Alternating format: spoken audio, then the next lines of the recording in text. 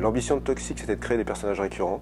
Le polar s'est un peu imposé parce qu'il a cette capacité de fournir en fait une structure d'histoire qui fait qu'on peut retrouver des récurrents et avoir à chaque fois des histoires différentes et les développer, ce que je voulais faire. Et il y a finalement beaucoup de liberté dans le polar. Donc à chaque fois, on peut quand même décaler complètement le genre. En l'occurrence, dans Toxic, on est à la fois dans du polar un peu psychologique, mais avec des touches d'étrangeté, à la limite du fantastique, mais du fantastique qui est expliqué par le psychologique. Et moi, j'aime bien être dans ces zones grises entre les univers, en fait.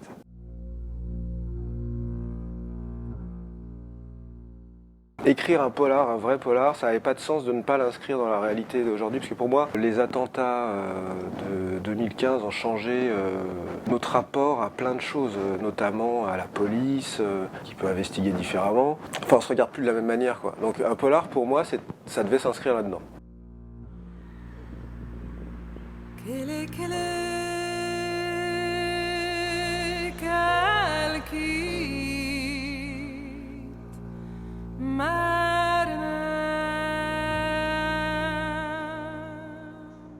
Ces événements se sont passés quasiment au moment où j'écrivais ce roman. Donc tout d'un coup, je me suis dit, mais en fait, il faut que j'écrive ce que je vois.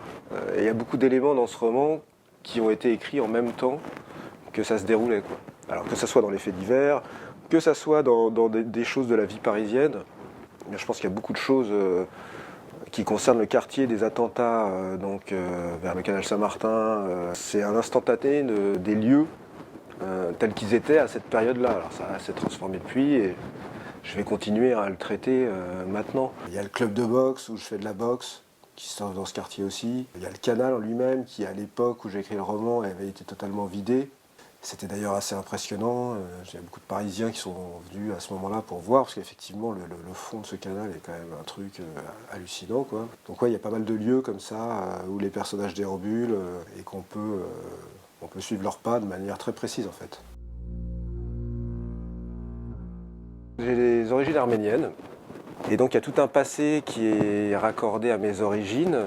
J'avais besoin de créer un personnage qui a un moteur très fort, qui me ressemble en fait. Non seulement j'en ai fait un Kurde, alors l'histoire des Arméniens et des Kurdes sont liées, et je trouvais que c'était d'actualité vraiment de pouvoir relier non seulement mes racines, mais à cette actualité-là, qui fait aussi partie du roman. C'est le meurtre d'une directrice d'école qui n'a pas l'air ultra complexe à traiter. Notre enquêteur, Thomas, qui a l'air physique comme ça, c'est-à-dire qui gère sa violence, qui est un peu borderline sur la manière dont il fait appliquer la loi, etc.